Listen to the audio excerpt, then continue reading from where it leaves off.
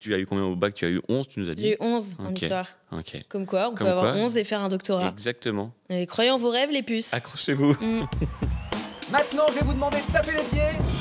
On tape dans les mains. Et faites un maximum de bruit pour le prochain.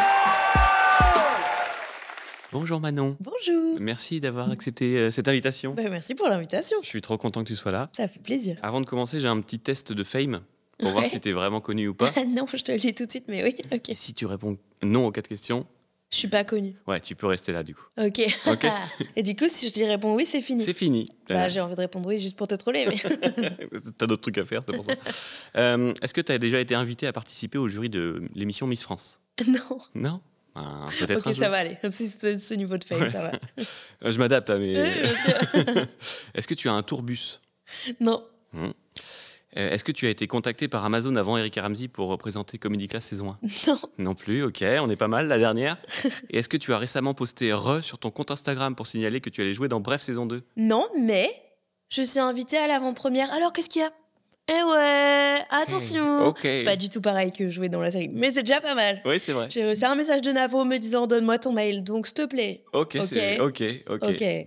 On est passé à ça de rater un Je prends les épisode. miettes. Je prends les miettes de voilà. Mais non, j'ai pas posté re. Ok, bon, eh ben félicitations, tu es pas assez Tu es- connu pour ce podcast, parce que c'est le principe du podcast Ouais. du coup. Voilà, donc Trop félicitations. En vrai, c'est un peu de la triche, t'es un petit peu connu, mais on va en parler après. Oui, mais d'une manière spéciale. Oui, un teaser. Mm. Restez jusqu'à la fin. La fin va vous surprendre. Est-ce que tu peux te présenter du coup pour les gens qui te connaissent pas? Eh bien, enchantée, je m'appelle Manon Bril. À la base, je fais de la vulgarisation sur YouTube, donc j'ai une chaîne d'histoire qui s'appelle C'est une autre histoire, qui parle d'histoire autrement, comme le nom habilement trouvé de la chaîne vous l'indique. J'ai commencé cette chaîne pendant ma thèse. Et puis voilà, j'ai terminé ma thèse. C'était rémunérateur comme activité, la vulgarisation et certainement pas la thèse. Et du coup, je me suis lancée pleinement. Et maintenant, c'est une petite entreprise et j'ai beaucoup de chance. Et depuis 2 ans, j'ai démarré aussi le stand-up. Et maintenant, j'ai un spectacle qui tourne. Et là, on a démarré la tournée. Et première étape de la tournée à Nantes pour le rodage. Voilà, c'est pour ça que je suis là. Voilà, j'en ai profité pour Ouais. t'inviter. Super, alors on va retourner un peu en arrière. Est-ce que tu peux nous dire d'où tu viens? Alors moi, je suis née à Pau, dans le sud-ouest. Dédicace à Bayrou. Dédicace à Bayrou, c'est vrai que maintenant tout le monde connaît Pau du coup. Ah oui. Ouais, Bayrou, ouais, purée. Tu sais que ma maîtresse d'école, elle était à l'école primaire avec lui et elle nous avait dit, parce que nous, ça fait 1000 ans que c'est notre running gag national du coup, Oui. à Pau. Et elle nous avait dit, il était tellement teubé qu'il fallait lui dire que c'était son arrêt de bus et tout qui devait descendre. Genre, François, c'est ton arrêt, descends là. Ah mince. Voilà, bref, on l'adore. Et pourquoi t'en es parti de Pau? Parce que c'est la mort. Non, vraiment, c'est royalement chier. En fait, c'est super pour la nature, parce que t'es au pied des Pyrénées et il y a la mer qui est vraiment pas loin. Ouais. Mais du coup, déjà, j'ai grandi sous la pluie, parce que genre, c'est plus pluvieux que la Bretagne, figurez-vous. Parce qu'en fait, t'as les nuages qui arrivent de l'océan qui s'écrasent contre les Pyrénées. Donc vraiment, genre, c'est très très pluvieux, c'est déprimant. Mais du coup, voilà, donc je suis partie dès que j'ai pu. J'ai fait juste 1 an à Bordeaux et après Toulouse. Et je suis restée 12 ans, je crois, à Toulouse. Pour des études? Ouais, Ok. études d'histoire. Je fais ma licence d'histoire. J'ai passé le concours de prof des écoles. J'ai été prof des écoles. En même temps, j'ai repris mes études pour faire un master. Et j'ai eu un financement pour avoir une thèse financée. Donc, je me suis détachée de l'éducation nationale. J'ai arrêté d'enseigner. J'ai fait ma thèse. J'ai lancé la chaîne YouTube. Elle s'est mise à marcher. J'ai terminé ma thèse. Et j'ai fini par me reconvertir pour la 3e fois en youtubeuse. Et j'ai démissionné de l'éducation nationale qu'il y a 1 an, figure-toi. Ah bon? J'étais détachée avant, mais oui, j'ai gardé mon statut de fonctionnaire le plus longtemps possible. Et comment tu peux le garder sans enseigner? Ça s'appelle être détaché ou mis à disposition. T'es pas payé, mais tu perds pas ton statut de prof. En gros. Ok. T'es pas en poste, t'es pas payé. Et de temps en temps, tu as un petit mail de l'Éducation nationale Qui qui dit coucou. bonjour, voulez-vous tous les ans tu redemandes ta dispo et t'as droit à tant d'années. Et donc là, l'éducation nationale m'a dit madame, maintenant soit vous refaites une année, soit vous démissionnez pour de bon. Et j'ai fait oui, attendez, je fais juste un prêt à la banque pour acheter un appartement. Parce que, en gros, avec mon statut de saltimbanque, les banques, elles sont un peu frileuses. Mais je leur ai dit non, regardez, je suis fonctionnaire, ça va, même si j'ai pas travaillé comme prof depuis des années. Du coup, j'ai fait cette petite. Et une fois que la banque a signé, j'ai fait à l'éducation nationale, c'est bon, je m'en vais. Voilà. Ok, ça marche. Est-ce que tu viens d'une famille d'artistes? Pas du tout. Non, famille de profs. D'où Ouais, le début la de carrière. vulgarisation. Ma mère, elle a été super intéressée par... C'est du côté de mon père que c'est des profs. Ma mère était plutôt intéressée par... elle a repris ses études à un moment, elle a fait des études d'histoire de l'art et tout. Donc on m'avait un peu intéressée à ça. Mais non, pas spécialement artistique du côté de ma famille, non. Ok, mais quand même une fibre artistique, quelque chose? Rien? Non. Ça faisait pas des cours de chant, de la guitare? Non, pas du tout. Rien. Non, mon père, c'est sport de plein air et tout. Donc voilà, les Pyrénées, le ski, le surf, machin, à fond. Mais pas du tout d'artistique. Moi, je suis plutôt allée, j'ai dessiné beaucoup, enfant et ado. Et ce que j'ai complètement arrêté. Et j'ai fait du cirque, figure-toi. Mais non. C'était mon premier pied sur scène. C'était avec le cirque et j'adorais. Et du théâtre aussi. C'est quoi ce que tu préférais dans le cirque? Moi, je faisais c'est plutôt des aériens, ce qu'on appelle les aériens, donc le trapèze, le tissu, Oh, ces waouh! trucs-là et tout. Et t'as gardé des skills pour ton spectacle? Présence scénique, peut-être. On faisait du clown déjà et tout, des trucs comme ça. Ouais. Des abdos, probablement pas. Il y a pas un rideau à un moment sur scène et tu fais au fait, Non. regardez. Et... Non, puis tu sais, quand même, c'est des trucs aujourd'hui, genre, c'est quand même assez kitsch. Genre, j'adorais le cirque du soleil, Oui. des trucs comme ça et tout. Tu vois, on écoutait Mirko Storica. Voilà. Ce que je suis en train de te dire, c'est que je portais des sarouels. Je le fais aussi. Voilà. Ah, ben J'étais voilà. un on a certain la moi même que musicien, je faisais de la musique dans la rue et j'aimais beaucoup la rue Ah, Voilà. mais bien sûr, évidemment, Voilà. on a écouté Trio, tout ça. Voilà. Exactement. Donc, on n'a pas forcément besoin de ce bagage culturel aujourd'hui, Oui, mais oui. c'était une première expérience scénique et j'adorais ça. Ok. Est-ce que tu rêvais de faire un métier quand tu étais petite? J'avais pas énormément d'idées dans mon souvenir et je m'étais dit, justement, bah, je vais faire prof parce qu'en gros, ma théorie, pourquoi il y a autant d'enfants de profs qui font prof, c'est que quand t'es enfant de prof, tous les adultes que tu connais quasi, c'est des profs. Hmm. Tes parents, ils sont profs et les profs à l'école, ils sont profs. Donc ta seule projection, enfin, t'as pas que ça, puisqu'évidemment, tous les enfants de profs ne deviennent pas profs, mais tu vois, genre, si t'as pas trop d'idées et tout, c'est un peu le... Ouais. Ok, puis comme ça, je serai fonctionnaire et j'aurai les vacances. Alors qu'aujourd'hui, franchement, c'est un métier vraiment précaire, prof, je trouve. Tellement mal payé pour ce que tu fais, c'est tellement dur. Pas reconnu non plus. Pas reconnu, Ouais. j'y reviendrai pas du tout. Enfin, vraiment, ça m'a pas manqué. Mais donc, du coup, je pensais plutôt à ça parce que je vais pas vraiment. Voilà. Il y a eu un moment où j'étais un peu sur la biologie, donc j'étais un peu en mode je travaillais et étudiais les animaux et tout.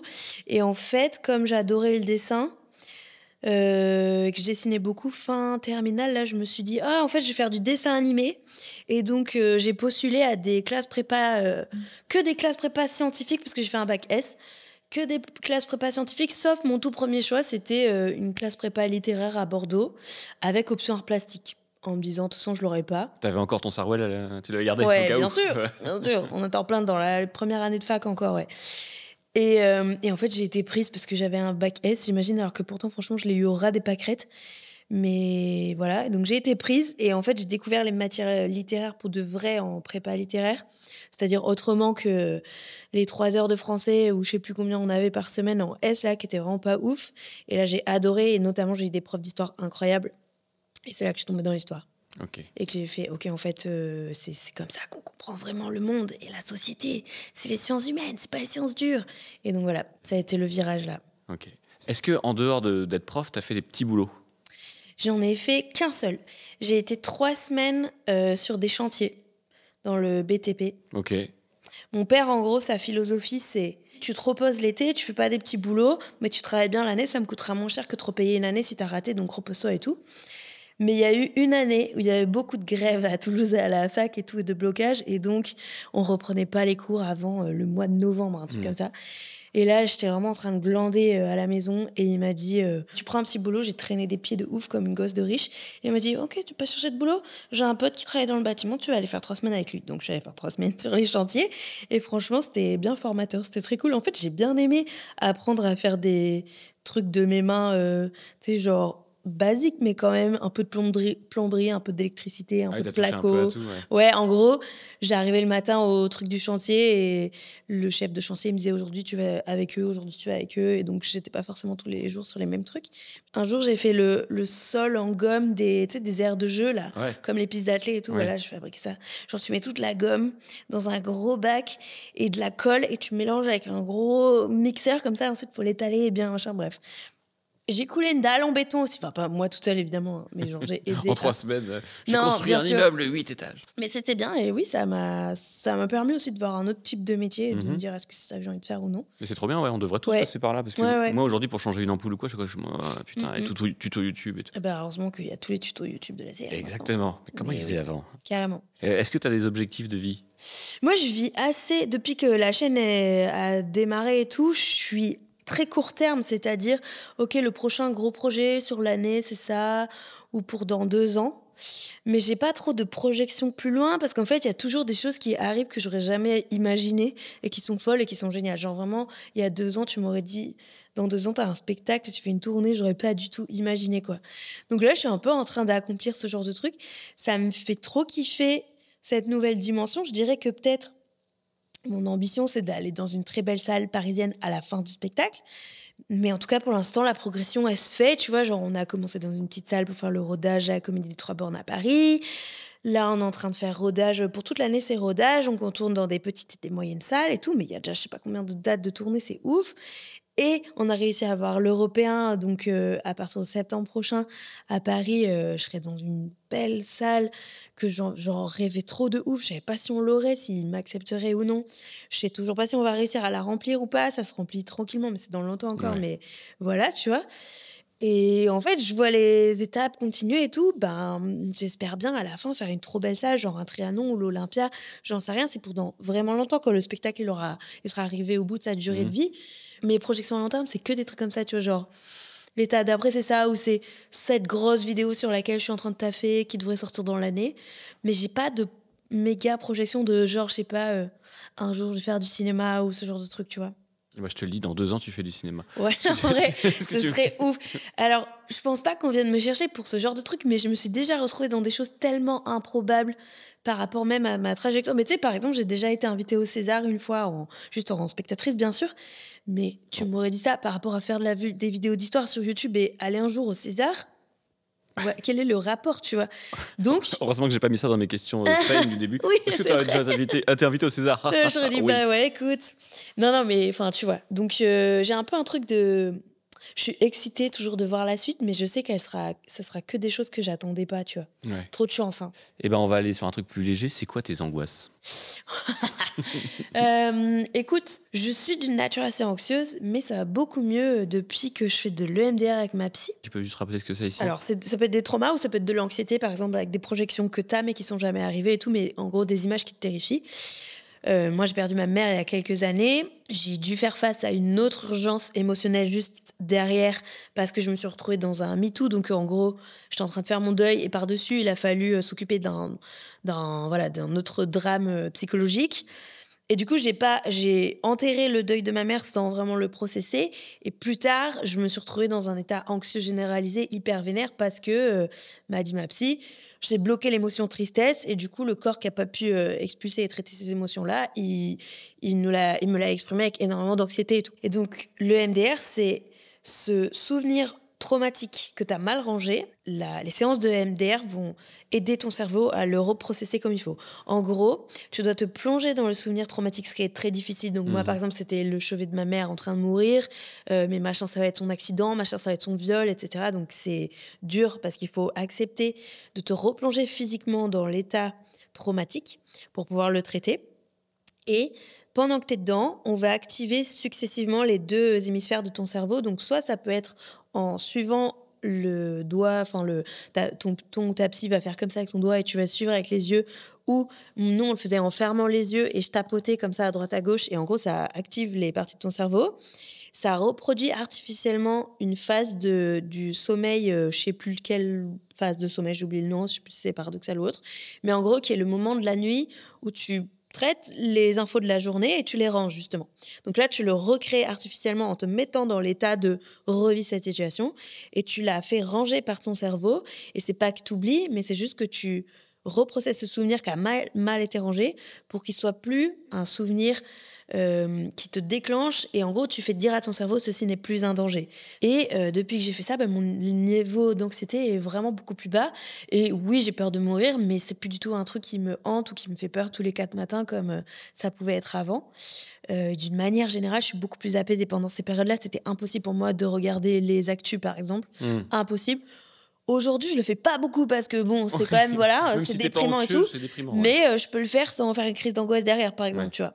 Voilà. Ok. Donc nature anxieuse, mais j'ai trouvé des traitements très cool pour ça. Ok. Et franchement, c'est assez impressionnant comme c'est efficace. Si jamais vous êtes sujet à l'anxiété, si vous avez des traumas, et même sans savoir exactement ce que c'est ton trauma, potentiellement avec le MDR, avec ton ou ta thérapeute, tu vas Oui, parce cheminer et trouver ce que c'est c'est. censé Des être fois, tu sais enfoui. pas. Si Voilà. vu que Des c'est fois, enfoui, tu tu sais peux dire pas, bah tu non, j'ai fais. pas besoin. Je comprends pas, je peux je suis pas juste regarder les anxieux. chiens. Et en fait, tu vas diguer, tu vas trouver un souvenir de enfant, tu t'es fait mordre par un chien, j'en sais rien, tu vois. Ouais. Ok. Voilà. Ok. Enchaînement. On peut parler de ton compte YouTube, du coup. Tu as créé en Ouais. 2015 C'est Ouais. une autre histoire. Tout à Une fait. chaîne YouTube de vulgarisation de l'histoire. Ouais, c'est exactement ça. Ça fait. C'est les 10 ans cette année. Ça va du faire coup. 10 ans, ouais. Est-ce que ce serait pas ça la grosse vidéo que tu vas sortir? Je suis en train de réfléchir sur un projet, mais rien n'est acté. Je sais pas si on va y arriver, ça coûterait un peu cher. Mais en gros, j'aimerais bien faire une activité dans un gros musée stylé. Ouais. Donc, on discute avec des gros musées. On voit à quel point ça nous coûte cher, on peut le faire ou pas, avec mon équipe. Mais du coup, c'est vraiment pas acté. Mais j'aimerais bien faire un truc, ouais. Ouais, bah Marquer ouais. les 10 ans, ouais. Oh, faut que je m'y mette. Ouais. Et donc ta chaîne, en quoi ça consiste? Qu'est-ce qu'on peut y retrouver sur cette chaîne? Vulgarisation de l'histoire, donc c'est tout et n'importe quoi. Au début, c'était beaucoup en lien avec la mythologie, puisque j'ai fait ma thèse là-dessus et que dans un premier temps, pendant que je faisais et la chaîne YouTube et ma thèse, j'avais pas trop le temps de me renseigner sur d'autres sujets. Mais une fois que j'ai eu terminé la thèse, maintenant, l'avantage de YouTube, c'est que c'est toi qui décides ton sujet. Donc ça dépend de ce que je croise, ce que j'ai entendu à la radio, quelle autre vidéo j'ai regardé, podcast entendu, article lu, livre. Voilà. C'est les recommandations du public. Ok. Ça, c'est l'avantage de YouTube, c'est toi qui décides. Et tu as du coup plus de 700 000 abonnés. Ouais, c'est cool. C'est environ 696 000 plus que moi. Mais c'est pas une compétition. Hein. C'est pas une compète, c'est pas une compète. C'est pas une compète. Non, franchement, je suis fière parce que pour une chaîne d'histoire, c'est cool, quoi.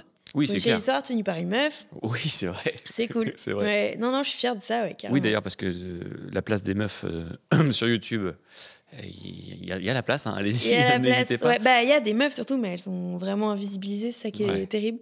Mais bon, tu connais. Bah, j'ai vu que tu en parlais récemment là, sur les réseaux. Tu as été Ouais. invité par Charles Villa Ouais. pour faire une vidéo sur l'histoire avec Oui, avec Charlie. Charlie. Danger. Et tu Et avant, il avait invité Ben et Rivenzi pour parler d'histoire. Voilà. Donc, c'est en format podcast où ils se Ouais. pareil que nous, ils se posent un format long et tout. donc micro, même on discute. vignette. Même vignette, même titre. La vidéo, elle sort, la nôtre, elle sort 5 jours après, un truc comme ça. Il y a la leur, il y a 250 000 vues, je crois, et la nôtre, il y a 100 000 vues. Et vraiment, genre, même titre de vidéo, même vignette. Il y a tout qui est pareil, c'est juste pas les mêmes personnes dessus. Et là, c'est criant.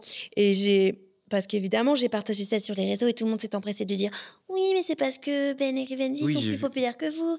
J'ai vu Donc ça. j'ai dû faire je sais pas combien d'étapes de. Alors attendez, je vais vous Je vais expliquer. tout vous prouver, mais je Trop chiant, devrais pas putain. avoir besoin. mais- Ah, c'est fatigant. Mais en gros, si on cumule tous les abonnés de Rivenzi et Nota Bene, ok, il y en a plus que nous, mais il y en a que 1,5 fois plus que Charlie et moi, parce que Charlie a quand même 1 million d'abonnés aussi, s'il te plaît. Et moi, 700 000. Et Rivenzi, il en a moins que nous, même si Ben est très connu. Donc, en gros, la vidéo devrait avoir 1,5 fois plus de vues et pas 2,5 fois plus de vues dans ce cas. Oui, mais nanani. Ensuite, j'ai demandé à Charles de me donner ses stats de vidéo. Et là, c'est vraiment criant. Tu vois que dans les deux cas, les vidéos, elles ont à peu près 40 000 vues qui viennent de femmes. L'une comme l'autre, il y a 40 000 vues faites par des femmes. Et il y en a une autre où il y a genre 60 000 vues qui ont été faites par des hommes. Et l'autre, il y a 200 000 vues qui ont été faites par des hommes. Et genre vraiment là, c'est flagrant. Les gars, les meufs, dans les deux cas, elles ont cliqué, elles ont fait suivi, les ouais, trucs. ouais. Et dans l'autre, bah, les gars, ils ont cliqué 3,6 fois moins, on avait fait le calcul. Donc là, vraiment, ça se voit, tu vois. Et c'est pas juste l'algo, c'est les mecs, ils ont pas cliqué sur la vidéo, il y avait des meufs. Ça se voit. Voilà, bref. Du coup, je prends un risque en Oui, en tu vas faire t'invitant. moins de vues, c'est sûr. C'est ça les bails. Mais bon, après, on continue d'essayer de donner de la représentativité sur Instagram. À l'inverse, c'est assez féminin et il y a plus de créatrices que de créateurs, tu vois. Mon public sur Instagram, par exemple, est plus féminin aussi. Je sais pas trop pourquoi.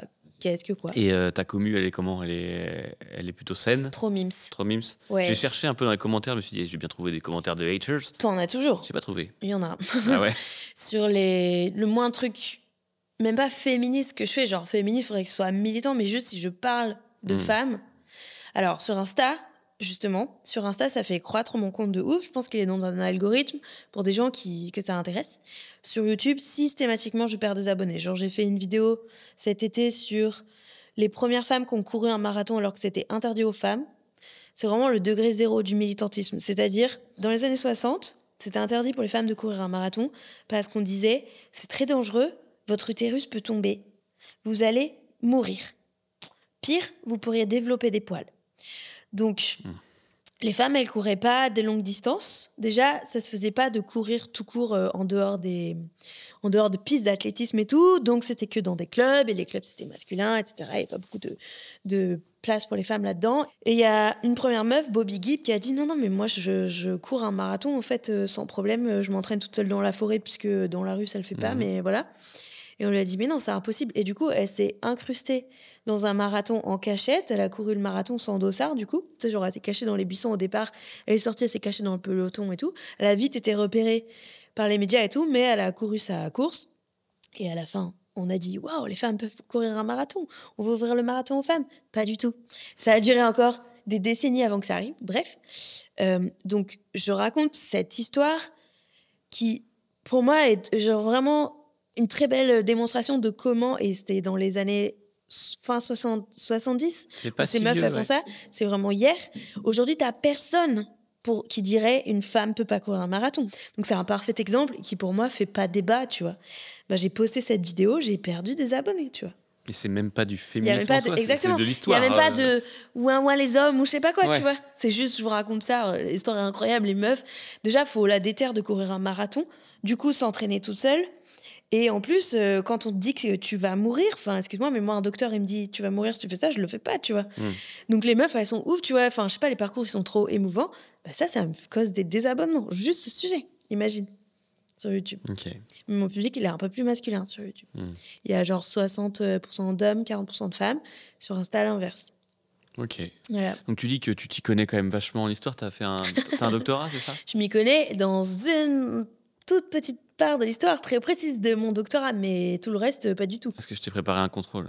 Oh non, je déteste. Mais niveau CPC20? Non, bah, tu sais que c'est le pire de tout. Ah mince. Mais non, mais c'est juste que justement, les gens ils font bah, c'est de la culture basique d'histoire. Ouais. Mais moi, En fait, non, ouais. c'est un peu comme si tu dis à un gynécologue, tu lui demandes quelle chaussure porter, tu vois. Ouais. C'est pas ton podologue. Et moi, là, les basiques, je t'ai pas revu ça depuis des années. Mais vas-y, J'ai dis-moi. pas pris le risque. Hein. Vas-y.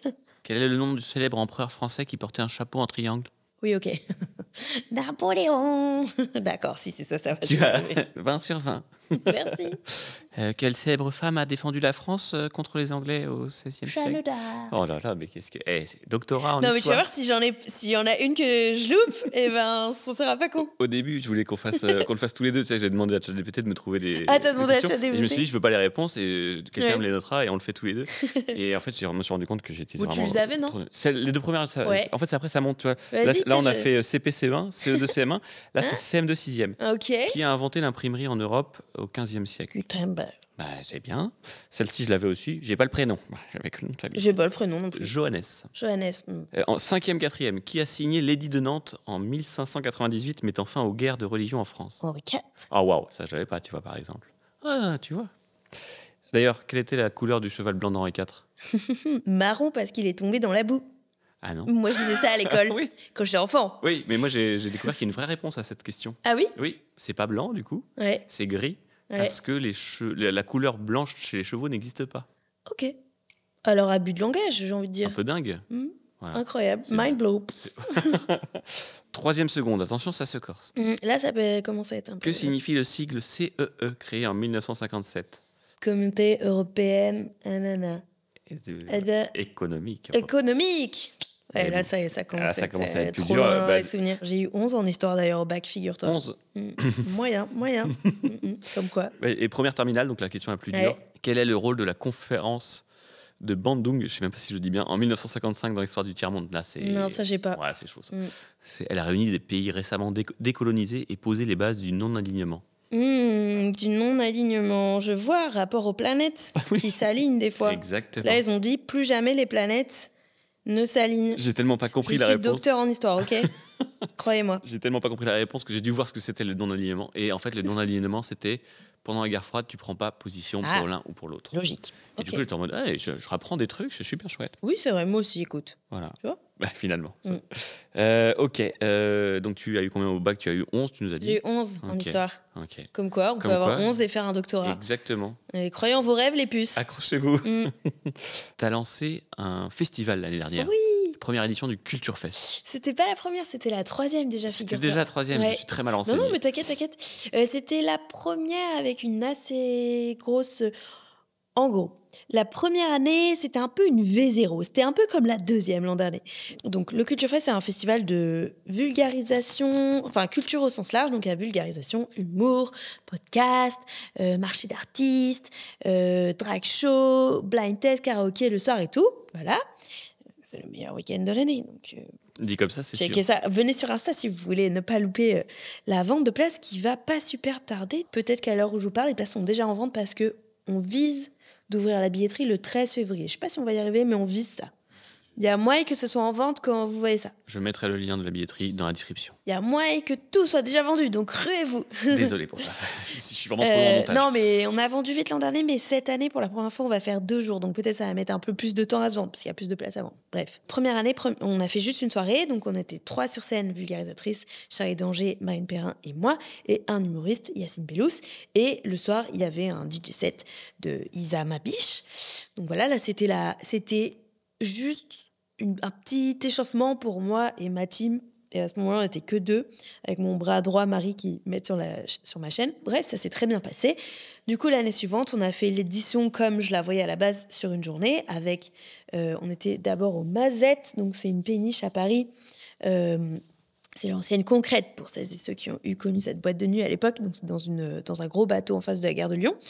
Et donc là, voilà, on a fait l'événement plus avec l'ampleur que je voulais à la base, c'est-à-dire avec le marché d'artistes, avec 2 scènes en même temps, une scène podcast, une scène carte blanche et la teuf après. Et l'an dernier, on a pu vraiment se déployer sur un bel espace et un peu plus à l'aise parce que le Mazette, ils sont adorables, mais on était un peu serrés et à l'étroit. Et donc, on est allé au magasin Généraux à Pantin, couplé avec le Dog Bay, qui est un gros restaurant qui est collé à ça. Et donc, comme ça, on a pu... donc, c'est une belle salle d'exposition vide à la base. Et là, on a tout créé, les décors, on a amené bar, restaurant et tout. Donc, pour nous, c'était un gros gap d'organisation supplémentaire parce que le Mazette, c'est déjà un lieu avec scène, restauration, Ouais. tout ce qu'il faut sur place. Là, tu Donc pars là, de nous, zéro, on a quoi. dû tout amener. Ouais, voilà. C'est une dalle vide qu'il a fallu aménager. Et cette année, pour encore prendre un cran supplémentaire, on passe à 2 jours. Et là, on arrive à peu près à la formule stable qu'on voudrait, même si un jour, mon rêve, c'est qu'on aille loin dans genre un grand château et on campe tous sur place et Pendant machin. une semaine. Pas une semaine, mais plusieurs jours et tout, un peu comme ce que faisait Nota Bene à l'époque avec les historiques quand il avait son propre festival. C'est trop ma rêve et tout.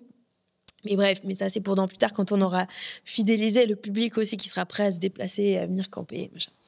Mais pour l'instant, on est au magasin Généraux et d'ailleurs on est trop bien là-bas parce que c'est hyper beau et super cool. On va rester là quelques années, je pense. Trop bien. J'espère qu'il restera des places quand l'épisode va sortir. Ouais. Je vais me dépêcher de faire du montage. On va parler maintenant de stand-up quand même, parce que c'est un Ouais. podcast où j'invite Oui. plutôt des stand-uppers et stand-uppeuses. Ouais. Et c'est là que on peut dire que c'est bientôt la fame, puisque tu démarres le stand-up Ouais. depuis quelques années. Donc ça mais fait 2 ans. Ça fait 2 Ça ans. a fait 2 ans, j'ai commencé en janvier, pas l'an dernier, l'année d'avant. Tu as commencé où? J'ai commencé au Random à Paris. Si vous voyez pas le Random, en gros, vous aurez peut-être constaté que je fais du stand-up is the new. J'ai écrit un livre chez les youtubeurs et les youtubeuses, n'est-ce pas? C'est vrai. Donc c'est un peu le nouveau truc, voilà. Donc il y a plein de gens qui font de la scène. Or, moi, ça fait longtemps que je voulais refaire de la scène parce que j'ai fait de la scène pendant des années à Toulouse. J'étais dans une troupe d'impro pendant une dizaine d'années. J'ai fait du théâtre classique en amateur pendant 5 ans dans une asso à la fac et tout. Du cirque aussi. J'ai fait du cirque en étant Ah. ado. Bref, j'adore ça, tu vois. Et donc, en arrivant à Paris, j'ai arrêté l'impro. Donc, je suis arrivée en 2018. J'ai arrêté l'impro, j'ai arrêté tout forme de scène, à part régulièrement, je suis invitée à faire une conférence, un TEDx, un machin et tout. Et c'est vrai que je suis invitée pour faire une conf d'histoire, mais j'aime bien les faire un peu marrantes. Et mon plaisir, c'était les gens, ils viennent écouter une conférence, en fait, ils sont surpris parce qu'ils rigolent aussi et tout. Alors, c'est évidemment pas, c'était pas des passages de stand-up, mais je kiffais trop qu'il y ait des blagues au milieu et les faire rire. Et donc, avec le Culture Fest, j'ai commencé à faire le Culture Fest, c'est faire un premier passage mi-vulgarisation, mi-blague comme ça, et à dire autour de moi, ah là là, j'ai trop kiffé, j'ai envie de refaire de la scène, machin. Et du coup, quand mes potes Étienne et Antoine, ils ont monté, qui sont donc 2 gars et d'internet, et Étienne, il est DJ à la base. Étienne Lautrette. Ouais, Étienne Lautrette, tout à fait, qui est mon co-auteur aussi sur mon spectacle, Ok. figure-toi. Quand ils ont lancé le random, parce qu'ils se lançaient dans le projet fou de on a réservé le Trianon, on n'a jamais fait de stand-up, on a 1 an pour monter un spectacle. Donc vous pouvez voir ça sur leur chaîne encore. J'étais Étienne hyper Antoine. jaloux de ça. Je me suis C'est un dit, beau projet. génial, c'est ce que j'aurais dû faire. Très stylé. Ah ouais. Et, moi, quand je l'ai vu, je me demande, bah oui, mais c'est génial. Ouais, c'est Ouais, trop bien. c'était Trop une pure idée. c'était trop bien, bah, surtout parce qu'ils documentaient ça une fois par semaine, toutes les 2 Ouais, semaines. c'était- Tu avais un vlog et c'était une trop bonne idée parce que tu les voyais trimer, Mm. tu les voyais débuter, tu les voyais... Enfin, tout, tu vois, c'est une trop bonne idée. Et du coup, à la fin, c'était fou le spectacle à la fin parce que tu avais toutes leurs péripéties d'avant et tout. Bref, trop bon moment, trop bonne idée. Et donc, dans leurs péripéties, bah, ils ont commencé par aller dans les comedy clubs et assez vite, ils ont dit, il faut qu'on monte notre propre comedy club. Il y a la moitié d'Internet qui ont envie de faire de la scène, viens, on invite les gens d'Internet. Donc, j'ai eu l'honneur de faire la première du random. Parce que Antoine, il m'a dit, viens, tu dis que tu veux refaire de la scène, allez, let's go et tout. Et du coup, bah, voilà, il m'a mis un coup de pied au cul, j'avais une deadline, donc j'y suis allée et c'était terrifiant. Oh là là, j'ai eu si peur. En plus, j'y suis allée en me disant, pas de problème, moi je connais les blagues dans des caves et tout, j'ai fait ça pendant 10 ans à Toulouse en impro, je connais. Et en fait, mais C'est pas pareil que c'est pas pareil du tout. l'impro. Une demi-heure avant, mais j'étais dans un état, mais j'ai eu tellement peur. J'ai fait mon truc hyper vite parce que j'étais terrifiée. Genre, avant, j'étais là, genre, ok, le but, c'est juste de pas s'évanouir sur scène, en fait. Et franchement, j'ai eu très, très peur. J'ai eu peur comme ça pendant peut-être les 4-5 plateaux qu'on suivit, je crois, avant de vraiment commencer à kiffer. Après, j'ai fait première fois, j'ai eu la chance de pouvoir le faire assez vite. Peut-être mon 6e ou 7e plateau, un truc comme ça. Et là, c'est un public trop mignon. Donc, le principe, c'est Yacine Bellous qui organise ça. Mm. Déjà, c'est une grosse salle. Donc, une grosse salle, c'est plus facile aussi parce qu'il y a plus de monde. Donc, il y a plus de gens susceptibles de faire du bruit. Donc, Ouais. de s'entraîner les uns les autres à faire du bruit et tout. Et tu vois, genre, dans une grosse salle, si t'as même que 20 personnes qui rient, ça fait déjà plus de bruit que le bar où tu vois tout le monde bien éclairé, qui te regarde dans les yeux et qui tousse, tu vois. Enfin, c'est plus facile, grosse salle, je trouve. Bref. Et donc là, ben, ça m'a grave porté. Le public, il était trop mignon parce qu'il sait qu'il vient voir que des gens hyper stressés qui tentent pour la première fois un texte et que du coup, forcément, voilà, c'est une mise en Ils sont danger avec de toi, ouf. quoi, de toute façon. De ouf. Ouais. Donc là, le public, il a été trop chaud. Et là, j'ai commencé à enfin prendre du plaisir, à me détendre. Mais je suis encore bien stressée avant les représentations. Ça a mis du temps à partir, quoi. C'est fou, ça. Enfin, ça part jamais vraiment totalement. Et ça dépend des gens. Il y a des gens qui sont pas du tout stressés. Mais moi, je pense que je le serais toujours un peu. Mais j'aimerais bien juste être excitée, tu vois. Genre le cirque ou quoi, ça me faisait pas stresser comme ça, tu vois. Ouais. J'avais juste trop hâte. Je trépignais derrière le rideau. Là, à chaque... Enfin, ça dépend des soirs et machin. Mais là, la première... à Nantes, ma reprise, avant le tout premier soir derrière le rideau, j'étais vraiment là, genre, mais pourquoi je m'inflige ça et tout. Et après, une fois que tu es sur scène, ça va. Ouais. Mais Et- avant le début de cette tournée, du coup, t'arrivais à jouer combien de fois par semaine? En plateau, Ouais. mais pas forcément une tonne d'ailleurs. Ouais, c'est peut-être pour Genre ça. une fois ou deux, ouais, Ah ouais. ça dépend, ouais. Ouais. Pour que ça Ouais. devienne vraiment un automatisme, il y a quelque chose de naturel. Ouais, Il y en a, Grave. ils font même trois scènes dans la journée. Ouais, je et sais. tout. Ouais. Non, mais ça, ça m'est déjà arrivé de faire 2 plateaux le même soir. En fait, je trouve ça très désagréable. Ouais. C'est hyper fatigant. Ouais, Puis c'est tu ça. restes pas avec les autres. Ce que je trouve sympa, c'est de rester voir les autres jouer, rencontrer les autres et tout, machin.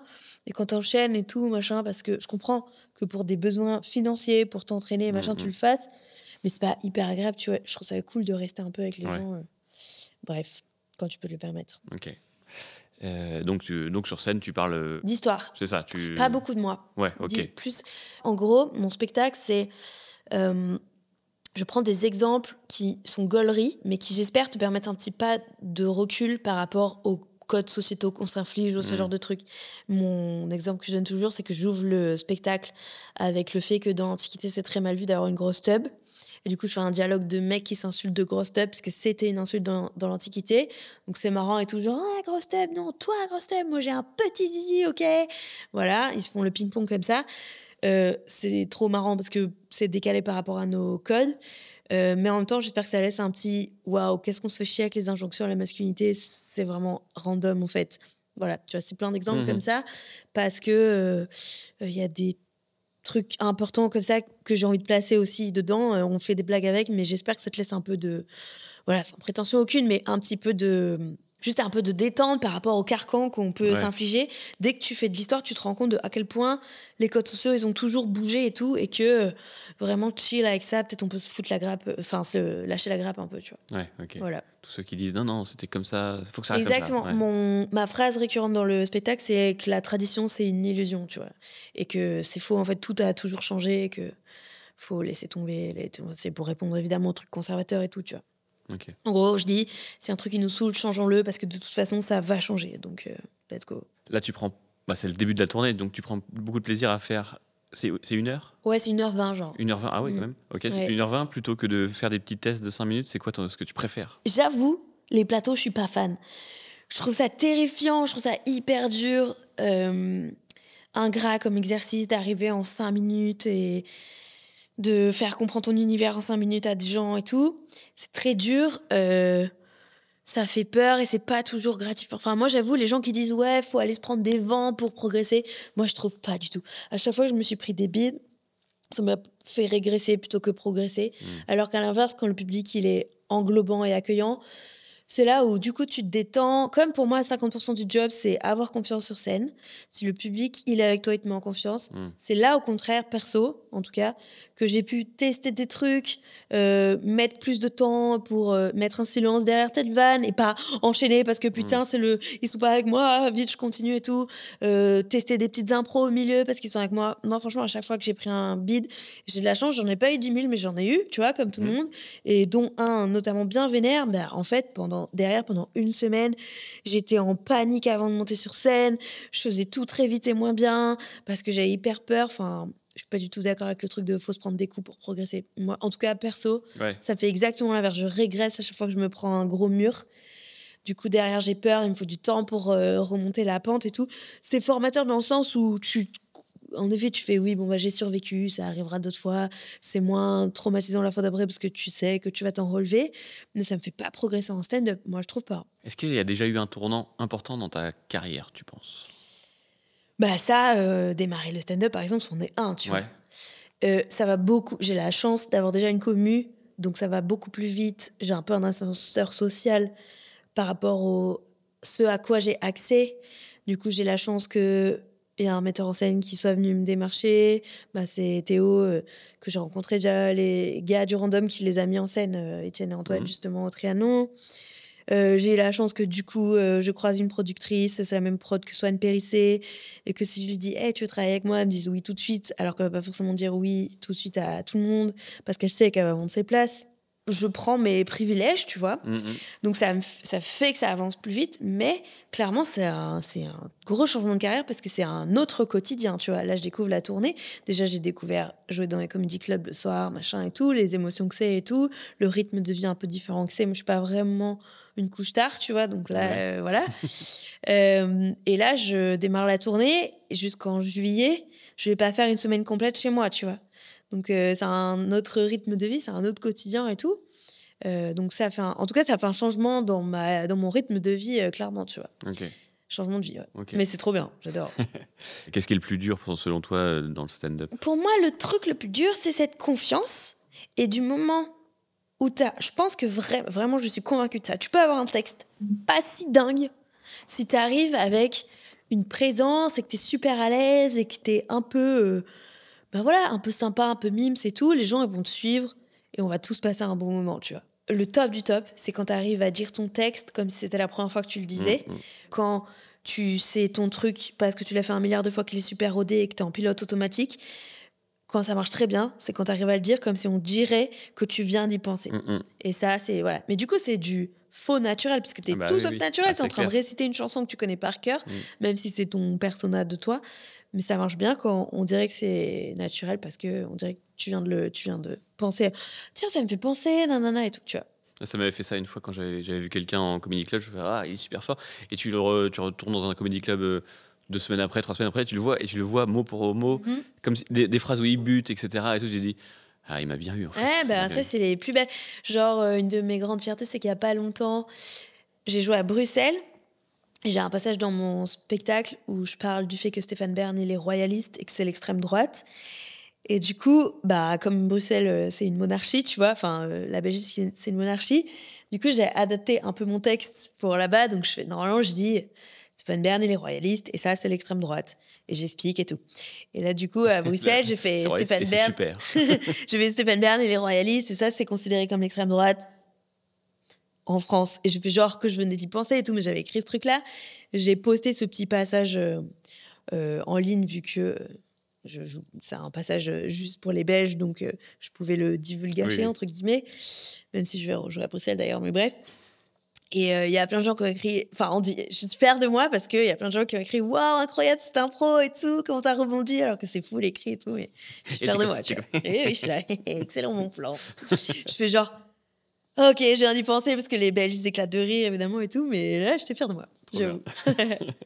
J'ai quelques questions des fans de l'émission et de tes fans. Ouais. Ils m'ont envoyé des questions. Pour de vrai? Non, pas du tout. Ah, c'est des questions que t'as inventées. Oui, voilà. Histoire ou géo?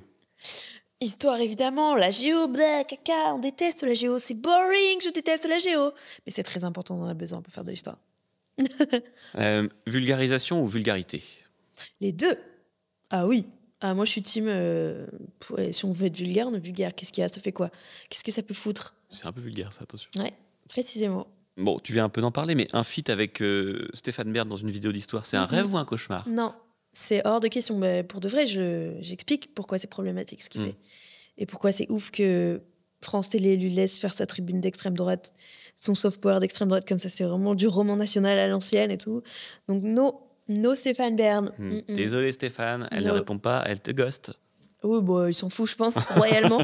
Mais Royalement, non, ouais, royalement, exactement. Non, pas de Stéphane Bern. Ok. Mm. Si tu avais le choix, est-ce que tu préférais vivre dans le passé, dans le présent ou dans le futur? Dans le passé, non. Il n'y a Ok. pas une époque qui me fait envie. Par contre, j'irais bien visiter certaines époques, mais pour revenir après. Et dans le futur, franchement, on a peur du futur. Imaginons un futur encore après l'effondrement, où on a sublimé tout ça. Peut-être, oui, dans ce cas. Mais dur à répondre, ouais. Ok, donc on est bien là pour On n'a pas l'instant. le choix, de toute façon. Bah, de toute façon, on n'a pas trop le choix. Bah, pour l'instant, Voilà. on ne sait pas. Oui, on sait pas. On sait pas. Enfin, on a rencontré personne qui vient du futur, donc on a peut-être une réponse, mais oui. Peut-être qu'on en a rencontré, mais ils ne nous ont pas dit. Peut-être ils sont bien cachés. Peut-être que tu viens du futur. Je ne sais pas. Mais surtout, ne prends pas le bus tout à l'heure en rentrant. Ok, pas le bus. Qu'est-ce que tu penses de Star Wars? J'en pense que la star dont je suis amoureuse, Anthony Porowski de Queer Eye, qui est bi, donc j'ai toutes mes il y chances a une en chance. fait. Et il parle français parce qu'il est canadien. Il est fan de Star Wars. Donc là, je veux bien m'y intéresser pour lui. Ok. Voilà. Pour Anthony, call me. Quand on sera mariés, tu pourras garder tes figurines Star Wars. Est-ce que tu as un guilty pleasure? Un guilty pleasure. Je regarde un petit peu des trucs un peu nulos des fois pour le plaisir, comme Love is Blind. C'est quoi Love is Blind? Je connais pas. Love is Blind, t'avais passé à côté de ça. Oui, Oh je là là. connais pas. C'est une émission de télé-réalité sur Netflix qui a tellement de succès que ça s'est développé dans plein de pays du monde. À la base, c'est American, of course. Alors, c'est très hétéronormé et même assez mariage, voilà. Américain. C'est des gens qui font des dates à l'aveugle, donc ils sont dans des pods, comme ils disent, donc des pièces séparées. Ils sont pas genre dans le noir où ils peuvent se Ok. toucher comme ça avait été fait pendant un temps. Ils se parlent par murs interposés. Ils font des dates à l'aveugle, comme ça. Et puis, il y en a certains donc ils datent plein de gens, mais genre, t'as un groupe de meufs, un groupe de mecs, ils se datent tous les uns les autres. Puis, il y en a qui créent des liens, qui continuent à se dater dans ces trucs à l'aveugle. Et ceux qui tombent amoureux, puisqu'il y en a, ils se demandent en mariage. Ah, wow. Et là, ils ont droit de se voir. Ah, c'est qu'à partir du Au moment où moment où ils se demandent en mariage, si les deux ont dit oui. Ensuite, ils vont passer un petit séjour de lune de miel ensemble. Mais tous les couples qui se sont créés au même endroit. Et là, il y a des dramas parce que Ils font des soirées où ils se voient tous les uns les autres et ils découvrent que cette meuf avec qui ils avaient arrêté les dates, en fait, elle est extrêmement belle. Plus belle que la meuf que j'ai choisie. Comment je vais faire Mais et sauf tout. qu'ils sont déjà mariés. Ils sont fiancés. Ah, donc ça peut encore switcher. Ensuite, ils vont faire vie commune pendant une semaine ou je sais plus combien de temps. Donc, Tous ensemble? ils ont chaque couple a un appartement. Et ensuite, il y a la scène du mariage. Et donc, ils vont sur l'hôtel. Et là, tu découvres les couples qui disent oui, les couples qui disent non. Et il y a des drames parce qu'il y a des gens qui vont jusqu'à l'hôtel et qui disent non. Et il y a des gens qui disent oui et machin. Voilà. Est-ce que- C'est te dire le niveau. Et il y a Voilà. la phrase est-ce que quelqu'un s'oppose à ce mariage et à chaque fois il y a un petit temps sur les gens Non, ça, il n'y a pas, mais il y a vraiment le gros suspense sur. Il y en a toujours un des deux où on sait qu'il est moins sûr que l'autre. Et du coup, il y a des plans très longs sur veux-tu l'épouser? Cut, épisode suivant, ce genre de truc, voilà. C'est dingue après d'avoir ça comme souvenir dans ta vie quand t'as des enfants et tout. Oh papa, on peut regarder l'épisode où tu maries maman. Il y a On sait pas si tu vas la Je marier. crois que ça y est, il y a des Baby Love is Blind, ça y est. Ouais. Il me semble qu'il y en a eu quelques-uns. Il y a quelques couples. En fait, c'est terrible parce que c'est vraiment télé-réalité pas dingue. Mais il y a toujours un couple ou deux qui va jusqu'au bout et qui est toujours ensemble, genre par saison ou quoi. Et eux, ils sont trop mignons et ils te font croire à l'amour, vraiment. Je te jure. Et tu fais, oh, l'amour est vraiment aveugle. Voilà. Bref, Ok. c'est mon petit guilty pleasure, mais ça fait un moment que je n'ai pas regardé. Bon. J'espère que grâce à moi tu vas regarder. J'espère que grâce à moi, tu vas regarder. C'est vrai que tu m'as bien. T'es une grosse consommatrice de YouTube? Pas tant que ça, figure-toi. Ok. Non, Ok. pas beaucoup. Je suis abonnée à plein de trucs que je regarde pas. Et t'as pas l'abonnement premium de YouTube? J'ai l'abonnement premium de YouTube parce que. Il t'est offert? Pas du Même tout. pas, putain. Et pourtant, j'ai fait un placement de produit YouTube. Alors? Même les employés de chez YouTube n'ont pas cet abonnement offert. C'est dis-toi. fou ça. Mm. Ok, c'est peut-être pour ça qu'ils ont plein d'argent.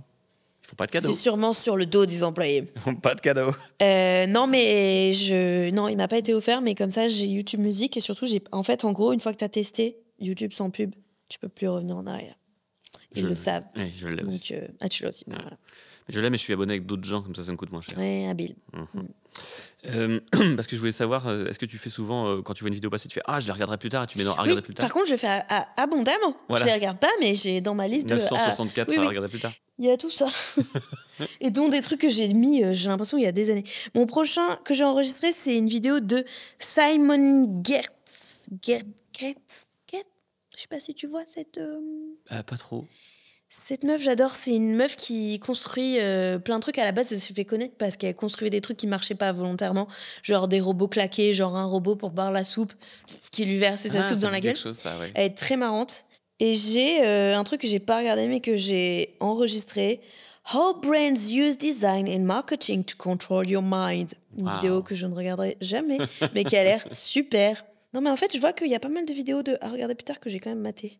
En fait, elles sont juste pas sorties de ma liste, je sais pas pourquoi. Je crois qu'il faut les sortir Ils les toi-même. laissent. Ah oui, c'est pour ça. Bah, c'est très logique alors. Donc Ok. finalement, t'es assidu. Parce que moi, je dois en avoir 900 et à chaque fois, je dis ah non, c'est vrai qu'il faut que je regarde, mais Ouais, bah oui, mais je c'est prends pas normal. le temps de le faire. Il y a trop d'offres. Et puis, dernière question. Pour toi, c'est quoi la meilleure arme? Est-ce que c'est la culture? Est-ce que c'est le rire? Ou est-ce que c'est la mitraillette? La plus efficace pour tuer? Probablement la mitraillette, évidemment. Sinon, je pense que le rire, c'est plus efficace. La culture, ça peut vite être élitiste et laisser des gens sur le côté. Donc, c'est pour ça que j'essaye de faire des trucs de vulgarisation accessibles avec le festival, avec ce que je fais sur ma chaîne, avec ce que je fais sur le spectacle. Mais le rire, c'est beaucoup plus puissant pour... Et c'est pour ça aussi que depuis le début, mes vidéos, elles sont un peu marrantes. Pas toutes et pas tout le temps, mais il y a des blagounettes ou quoi. Parce que je pense vraiment que si tu as une blague, tu vas retenir plus facilement le contenu parce que tu vas te rappeler de la blague et pour pouvoir raconter la blague, il faut que tu te rappelles un peu du contexte et tout, du sujet. Ou ne serait-ce que tu vas avoir plus envie de regarder la vidéo si tu sais que c'est un peu marrant. Genre, par exemple, moi, j'en ai rien à foutre de la géologie, mais j'adore la vidéo Science de comptoir, qui est une chaîne de géologie. Et ouais, elle nous explique pourquoi le sable et les cailloux et machin. Vraiment, j'en ai rien à foutre des cailloux. Mais elle est hilarante et du coup, je regarde ses vidéos, tu vois. Et en vrai, la personnalité de la personne qui te raconte le truc est vraiment très, très importante pour avoir envie de revenir sur la chaîne, pour adhérer au discours et tout. Donc, en tout cas, la forme est plus puissante que le fond, je pense. Tu peux dire de la merde, mais si tu le dis de la meilleure façon, tout le monde va t'écouter. Et tu peux dire un truc très intelligent et important. Si t'es soporifique, personne va t'écouter. Ok. Voilà. Si vous devez retenir une chose, c'est celle-ci. Travailler la forme, c'est très important. Très bien, on va parler de ta fame maintenant. Oui. Parce que c'est la fame. Le thème. Est-ce que tu peux me donner une définition déjà pour toi? Qu'est-ce que c'est la fame? Bah, la fame, c'est quand les gens te connaissent. Mhm. Quand beaucoup de gens te connaissent. Pas juste ta tati et... Te connaissent ou connaissent une version de toi que Ouais, tu montres? évidemment. Connaissent son travail. Ouais. Ou, voilà. Ok. Et tu penses que ça a déjà démarré pour toi, la fame? Oui, mais c'est une micro-fame. En fait, c'est une fame de niche. Ça, c'est la célébrité. Internet, c'est très particulier. Et ça, je pense que tous les créateurs et les créatrices connaissent. Bon, il y a des degrés de célébrité où quand tu as des millions et tout, il y a un peu tout le monde qui te connaît, comme un Squeezie, Lena Situation ou quoi. Même les gens qui suivent pas YouTube savent qui ils sont. Mais sinon, pour mon échelle de célébrité, très particulier, c'est-à-dire que pour les 3/4 des gens, je suis son père. Voilà, je marche dans la rue tranquillement et tout. Mais les gens qui te reconnaissent, ils sont au taquet, tu vois. Alors moi, j'ai un public qui est assez... qui est pas si jeune que ça, tu vois, j'ai pas trop d'ados et tout. Donc en général, ils se comportent pas de manière désagréable et plutôt juste très mignonne et tout. Mais genre, ils sont trop contents, ils sont genre waouh et tout. C'est marrant, j'en parlais avec Guillaume Meurice, ça. Il me disait, tu sais, moi, je suis une rockstar chez les profs et ce genre de voilà auditeur France Inter et tout. Mais pour les autres gens, je suis un total inconnu et tout. C'est marrant, on parlait de ça. En gros, c'est une fame ciblée. Donc Du coup, t'as pas de mauvaise surprise quand ils te rencontrent. C'est ça que tu... rarement, mais je peux avoir les comme ça, tu vois, qui sont. Alors, il y a la plupart des gens, ils font juste oh j'adore ce que tu fais, trop bien et tout. Mais j'ai déjà eu des trucs genre une meuf qui fond en larmes devant moi ou tu vois genre c'est un peu trop mimes, mais disproportionné par rapport à. En fait, c'est juste le truc de si t'es Beyoncé, il y a tout le monde qui fond en larmes. Ou en tout cas, les autres, ils savent pourquoi tu fonds en larmes. Alors que là, elles font en larmes et il y a les gens autour d'elles qui font. Pourquoi? Mais C'est qui? c'est ma Beyoncé. C'est qui? Tu fais quoi? Enfin, tu vois, genre, du coup, t'es quelqu'un pour une seule personne de la pièce, mais les autres, ils savent pas quitter. Donc, c'est très spécial. Mais en fait, c'est vraiment une fame ciblée, tu vois. Donc, il y a des gens qui sont trop contents. En plus, avec l'effet Internet, ça favorise beaucoup les sentiments de relations parasociales où t'as l'impression d'être ami. Enfin, tu sais que c'est faux, mais t'as un sentiment de proximité avec les créateurs et créatrices que tu suis. Et de fait, nous, on le cultive, clairement, tu vois. C'est dans notre intérêt, donc on le cultive. Mais du coup, ça crée ce truc où quand tu le vois en vrai, ces gens que tu peux suivre au quotidien, dans les stories, dans les machins, t'es trop content. Donc, t'as une réaction comme ça. Mais oui, ton pote ou ta pote, il est là. Genre. Et d'ailleurs, une réaction qu'on a souvent, c'est « Ah, moi, je sais pas qui t'es, hein, qui vous êtes. » Et t'es là, oui, moi, j'ai rien dit, hein, t'inquiète. C'est assez marrant. Okay. Ouais. Bah, tu vois, là, depuis que je suis à Nantes, il y a 2 personnes qui m'ont reconnue dans la rue. Enfin, ou en tout cas, qui sont venues me le dire. Ok. Mais tu vois, genre, je suis vraiment pas. Je peux marcher dans la rue tranquillement. Mais attends, en tant que femme, tu peux marcher dans la rue tranquillement. Ouais. On peut en reparler de ça aussi. C'est pas la même fame. C'est pas pareil. Un autre type de sollicitation. Mais alors, par exemple, j'ai d'autres potes avec qui on peut pas marcher dans la rue tranquillement. Voilà, il y a des degrés où moi, j'en suis pas là. Okay. Mais du coup, ce que je voulais dire tout à l'heure, que j'ai commencé à dire, c'est que mon degré, il est trop confortable. Parce que ça me donne accès à plein de choses. Là, comme je te disais, je peux faire tourner mon spectacle beaucoup plus vite que d'autres gens. Ça m'a donné accès à une prod, ça m'a donné accès à des trucs comme ça. Pour ma chaîne YouTube, ça me donne accès à, je sais pas, au musée du Louvre, des trucs comme ça et tout. C'est trop stylé, je peux faire plein de projets stylés, je gagne bien ma vie, machin et tout. J'ai accès à des trucs que j'aurais pas imaginé comme les Césars ou des trucs comme ça. Bref, mais je vis ma vie tranquillement, tu vois. J'ai pas besoin de... Je marche, je suis anonyme dans le métro les 3/4 du temps, vraiment la très grande majorité du temps.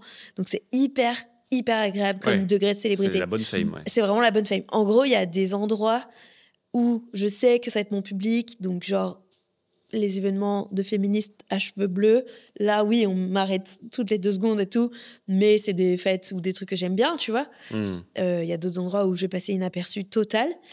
Donc c'est un degré de célébrité confortable. J'en suis pas, tu vois, genre maintenant, quand je marche dans la rue avec d'autres potes comme Nota Bene ou Salomé Saké, c'est un peu relou, tu vois. On peut pas faire 2 pas sans qu'il y ait au moins une personne qui... et tout. Leur degré à eux, je le trouve déjà désagréable, tu vois. Et du coup, je suis un peu dans un truc de... Moi, ma croissance, elle est vraiment lente, mais constante. Il y a des moments où il y a des avancées plus rapides que d'autres et tout. Mais je suis en mode, c'est bien. C'est bien que la chaîne, elle continue de grandir parce que c'est quand même un signe de santé de tes contenus. Mais c'est bien que ça grandisse tout doucement parce que franchement, mon degré là, il est trop confortable. Tu vois, je peux faire mes trucs, j'ai encore des rêves et des trucs inaccessibles et je sais pas si je les aurai un jour et tout. Donc c'est bien, ça fait je sais pas, ça fait des horizons à convoiter et tout. Mais je suis tranquille dans ma life et je peux pleurer dans le métro sans qu'on me fasse chier. Enfin, tu sais, mais t'as ce truc où quand des fois on vient te, ça m'est déjà arrivé aussi. Il y a des jours t'es dans le cul et on vient te parler et t'es là. C'est pas C'est trop du le tout le moment. moment et tout. Bah, eux, en fait, ils sont obligés, c'est mes potes qui sont vraiment connus, d'être tout le temps un peu sympas parce qu'il y a la fois où tu as un peu dégagé quelqu'un et bam, nous, t'as béni, c'est un connard parce que. Alors, lui, jamais. C'est vraiment une crème. Il est tout le temps absolument adorable. Mais, enfin, tu vois, genre, t'as un jour où t'es Ouais. mal luné, t'as répondu un peu vite, allez, c'est bon, c'est fini. T'es Ouais. un connard ou une connasse. Bref. Donc, ouais, moi, Ok. franchement, mon degré de célébrité, il est trop, trop Il bien. est trop bien, à part Ouais. à Saint-Étienne. Ah bah, à Saint-Étienne! Qu'est-ce qui se passe? Saint-Étienne! Je sais pas pourquoi vous n'achetez pas les places du spectacle, très peu. Je comprends pas parce que toutes les villes, oui, sauf Saint-Étienne. Et pour moi, c'est, je te disais, une ville étudiante de gauche. Je comprends pas ce qui se passe. Donc, si Je vous vous êtes, aime, Saint-Étienne. Il y a ma famille à Saint-Étienne. Venez, on sera tous ensemble, ce serait trop bien. si vous êtes de Saint-Étienne, dites en Venez. commentaire pourquoi vous ne venez Pourquoi? pas. Mais Et non, mais je venez. sais pas. Je te jure, c'est un mystère. On en parlait avec ma pote. Pourquoi ça vend pas à Saint-Étienne? C'est trop bizarre. Non, mais tu vois, à Nice, j'aurais dit, ok, c'est une ville de vieux, de droite. Bah, à Nice, on vend mieux qu'à Mais il Saint-Étienne. y a vraiment ta famille à Mystère. Saint-Étienne? Il y a vraiment une partie de ma famille. Bah, c'est peut-être pour ça. Peut-être qu'en fait, ils sont désagréables là-bas et tout le monde se dit, ah, c'est la famille. Bah, non. Ouais, je sais pas. C'est toute ma famille qui ne veut pas venir. Non, il y a juste mon oncle et ma tante, mais j'aimerais bien briller devant eux, donc remplissez la salle, s'il vous plaît. Ouais, non, mystérieux. Ok. En tout cas, je sais que je pourrais me balader tranquille à Saint-Étienne. Et toi, est-ce que tu es fan? Et quel genre de fan tu peux être? En fait, avec ce taf, j'ai commencé par j'ai eu les étapes où je rencontrais les gens que, quand moi je débutais, que petit à petit ma chaîne elle prenait et tout, j'ai commencé à rencontrer les gens que je regardais avant. Donc au début, j'étais trop genre, waouh, incroyable, il y a Antoine Daniel dans cette pièce, waouh, c'est fou. Et après, ça devient tes amis. Et du coup, petit à petit, t'es moins impressionné de croiser des gens connus. Euh, La dernière personne avec qui j'ai sympathisé, donc j'étais trop fan, c'était Sophie-Marie Laroui. Mais c'était il y a déjà quelques années, c'était en 2020. Mhm. La dernière fois que je me souviens vraiment de ce truc de... Il y a plus grand monde qui me fait genre... Mais elle, oui, de ouf. Et puis pareil, on est devenus potes, donc trop de chance. Qui sait si... Après, il reste des gens vraiment pas du tout accessibles, qui sont dans d'autres sphères totales, genre, je sais pas moi, Alain Chabat, tu vois, ou Adèle Exarchopoulos, ou ce genre de gens Et que si je suis je- là, waouh, ils sont trop stylés et tout, ils sont trop drôles, ils sont trop beaux. Et si tu les croises dans la rue, ces gens, qu'est-ce que tu fais? Est-ce que tu es du genre à faire juste, ah, je l'ai vu, je suis trop content, ou est-ce que tu vas le voir et faire une photo? Non, je un dirais truc pas. Ouais. Non, je suis trop gênée de déranger. Hmm. Mais par contre, je dirais, ouais, je l'ai vu. Et est-ce que tu as une personne qui t'inspire le plus? Et je suis très fière d'avoir des amis super inspirants, comme Salomé, comme Charles, comme Ben, comme Charlie Danger et tout. J'ai un entourage qui est incroyable. Et franchement, on se le dit régulièrement avec les meufs, notamment de... Je suis trop fière de te connaître. Non, moi, je suis trop fière de te connaître. T'es incroyable, non, c'est toi qui es incroyable. Et franchement, grave, je suis entourée de gens trop talentueux. Pareil sur la scène stand-up, tu vois. Je suis trop fière de connaître Swan. Je suis encore pas hyper proche d'eux, mais j'apprends à connaître Tani, Lou et tout, qui sont dans la même boîte de prod que moi aussi, tu vois. Et je suis là, ou Camille Géry et tout, avec qui je m'entends trop bien. On n'est pas encore hyper proches, mais on commence à se croiser de plus en plus, vu que notre boîte de prod nous invite à des trucs communs et tout. Et je suis là, mais c'est trop stylé d'avoir rejoint ce groupe et tout. Je suis trop contente de traîner avec. Je sais pas, avec les humoristes cool du moment, à mes yeux, bien sûr. Mais ouais, ou avec Marie, Guigui, Étienne et tout, tu vois, du random. Je suis trop fière, quoi. Est-ce que tu peux faire ta promo maintenant, Oui, le mieux que tu peux, avec plaisir. et après le moins bien que tu peux? Ok. Tu peux regarder la caméra. Alors, venez voir mon spectacle. Alors déjà, abonnez-vous à C'est une autre histoire. C'est une chaîne d'histoire qui vous parle d'histoire autrement. Vous vous êtes fait chier avec l'histoire à l'école? Vous allez moins vous faire chier sur ma chaîne. J'espère. Et sinon, venez voir mon spectacle. Pareil, pour apprendre des trucs d'histoire, vous allez vous taper les cuisses et méga rigoler. Mais vous repartirez en ayant appris des petits trucs en faisant comme ça. Et tout le monde a envie de faire n'est-ce pas? Vous pourrez briller en société après. Et ça, c'est cool. Voilà. Et en me vendant très mal. Oui. Dans mon spectacle, je parle de caca. Venez, Saint-Étienne. Saint-Étienne, le caca. Comme vous. Non, je rigole, je retire. Venez. Ah Voilà, je me suis mal Ok, vendue c'était très auprès mal. de Saint-Étienne. Très bien. L'exercice est réussi, bravo. Et du coup, Bientôt la Fame, c'est un podcast pour les gens qui sont curieux parce que c'est des gens qui ne sont pas forcément très connus. Est-ce que toi, tu as une recommandation, quelque chose pour attirer les gens curieux quelque De part stand-up ou de Non, de tout, vulgaire? de tout. Je peux vous recommander une télé-réalité plus sympa que Love is Blind, qui serait connue quand même, mais si jamais vous n'avez pas encore maté, allez voir Drag Race, évidemment. Drag Race France, si vous n'avez pas entendu parler. C'est un concours de drag queen. C'est incroyable. C'est la meilleure télé-réalité qui soit. Donc en gros, c'est des drag queens qui s'affrontent pour savoir quelle sera la meilleure drag queen. À la base, c'est américain. Mais les saisons françaises qui sont toutes en accès libre en ligne sur Slash, elles sont trop pipou. Il y a déjà 3 saisons. On va bientôt avoir la saison 4, qui n'est pas une saison 4, mais qui est une all-star déjà. C'est présenté par Nikki Doll, la drag queen qui est la seule française qui est allée à l'émission américaine. Et c'est trop, trop bien. Et c'est super en termes de représentativité. Si vous ne connaissez pas le drag, c'est une très bonne entrée dans le truc pour comprendre un peu cet art. Donc voilà, c'est des queens qui s'affrontent sur des épreuves de couture, acting, chant, tout ce que tu peux faire sur scène quand tu es une drag queen. Et à la fin, il en restera qu'une qui est couronnée reine de France. Et c'est vraiment trop bien parce que c'est une émission de télé-réalité avec, comme toutes ces émissions de concours où tu t'attaches aux candidats, aux candidates et tout, machin, mais avec des segments très importants de représentativité de ce que c'est la vie quotidienne des personnes queer, qui parlent aussi des discriminations dont elles peuvent faire l'objet, de racisme, de LGBT-phobie et trucs comme ça. Et du coup, il y a aussi un fond militant très important que je trouve super. C'est aussi divertissant que éducatif. J'adore. Si vous n'avez pas encore maté Drag Race, foncez voir ça. Vous apprendrez plein de trucs.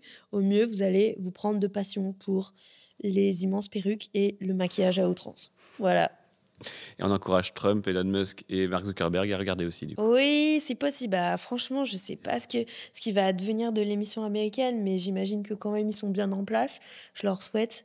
Mais ouais, c'est inquiétant. Ouais.